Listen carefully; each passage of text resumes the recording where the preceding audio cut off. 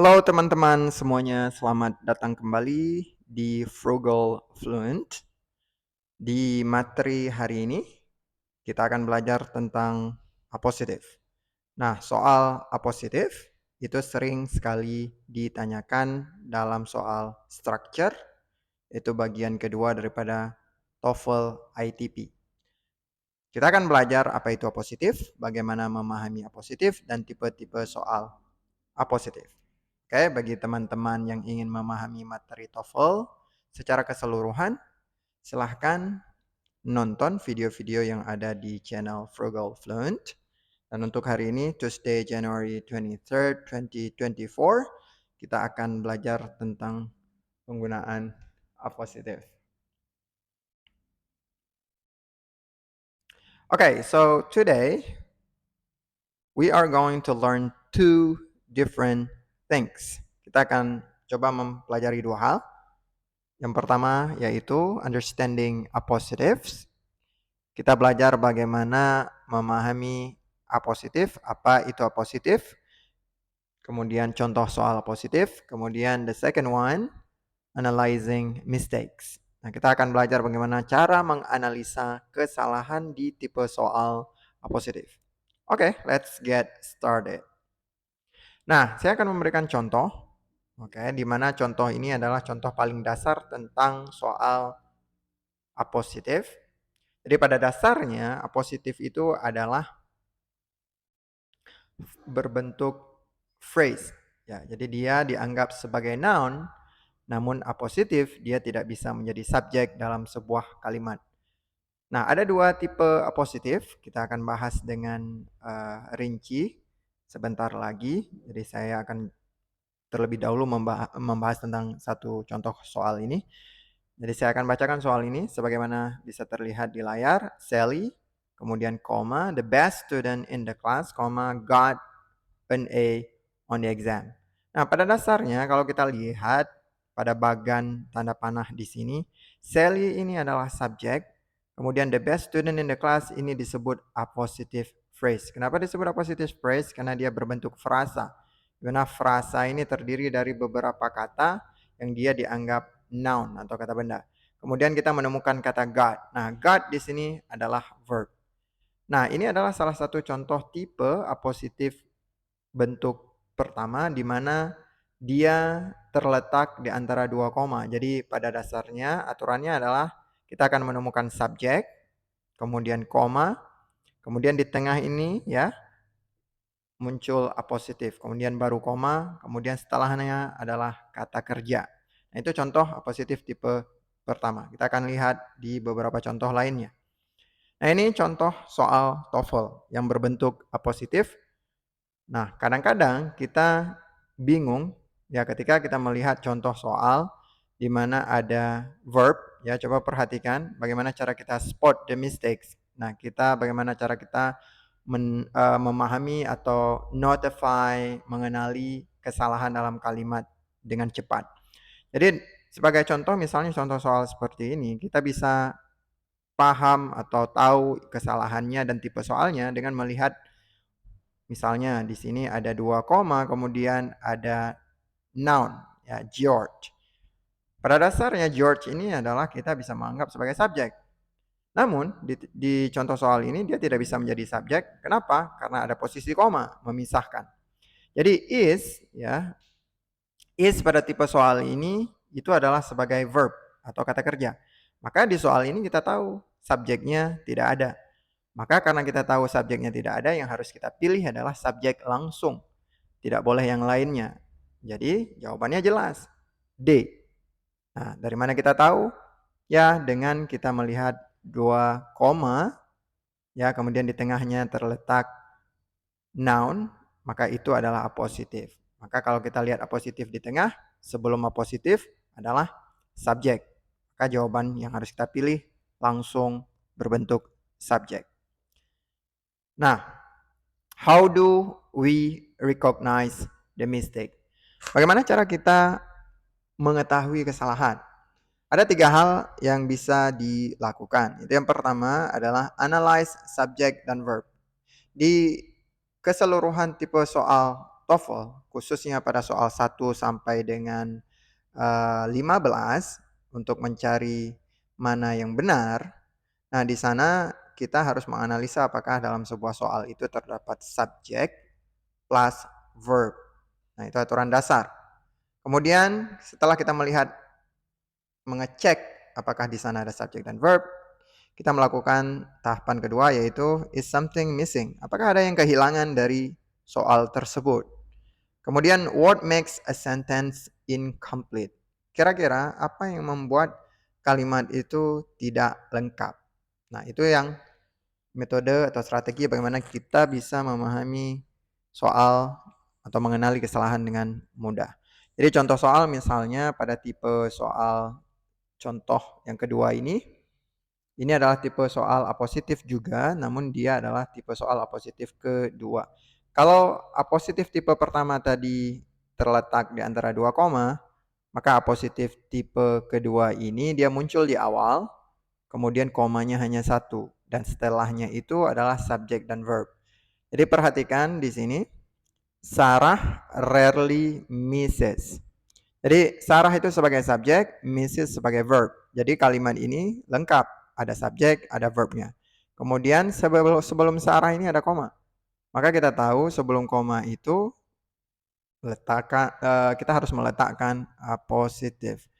Nah, apositif itu tidak boleh terdiri daripada subjek, tidak boleh terdiri daripada verb, dia harus berbentuk kata dan dia dianggap phrase berbentuk noun phrase.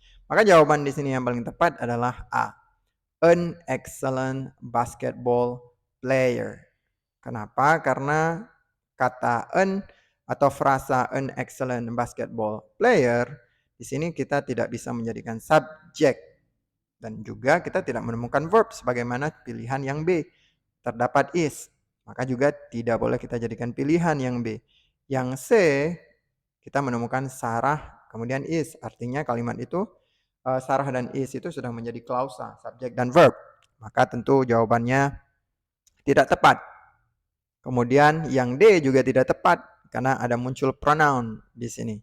Her excellent basketball play. Maka jawaban yang tepat sekali lagi jika seandainya menemukan subjek dan verb setelah koma, maka sebelum koma adalah fungsinya apositif. Nah, mari kita lihat beberapa contoh soal lebih lanjut. Nah, saya akan menjelaskan pattern walaupun tadi sudah saya jelaskan. Nah, yang perlu diingat bahwasanya pattern atau pola apositif itu selalu kalau tipe pertama subjek, kemudian koma, apositif, kemudian koma lagi, baru setelah itu muncul verb. Tipe kedua adalah tipe di mana apositif itu muncul duluan. Kemudian dia koma, kemudian baru setelahnya subjek dan verb. Itu perbedaannya. Jadi kalau misalnya ada 2 koma, di tengah sebelumnya ada subjek, maka yang di tengah itu apositif. Maka setelahnya pasti verb. Kalau seandainya apositifnya muncul duluan, maka setelah koma itu wajib subjek dan verb.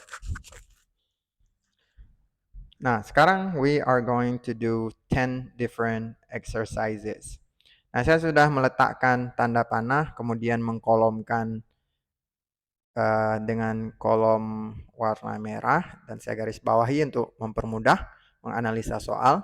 Nah, kita akan melihat apa saja di soal ini yang tidak kita temukan dan kita coba melihat subjek dan verbnya, kemudian kita menemukan identify the mistake atau spot the mistake dengan cara melihat apa yang tidak ada dalam kalimat itu.